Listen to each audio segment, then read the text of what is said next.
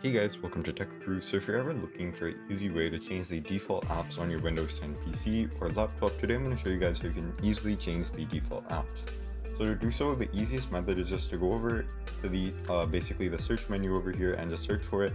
Or what you can do is you can open the settings and you can do it from there. So I'm just going to do it from here, but once you're at the point you just want to go ahead and open it.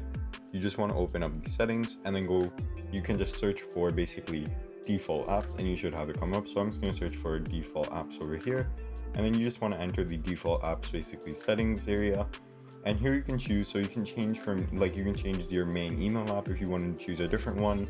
You can change your maps, the music player, photo viewer, video player, and also your web browser, which is probably what most of you are looking for. So if you're using Google Chrome or any other web browser and you're trying to change this, here you can do that. So you can easily change it to whatever browser you mainly use and what you'd like to prefer, what you'd prefer to use. So that's basically it. It's that easy to change the default apps, and you can just reset them super easily if you want to.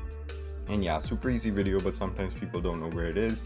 So just search for default apps and you can easily do this now built into Windows. So that's it for today's video. I hope you guys like this super quick video, and yeah, I'll see you guys in the next video.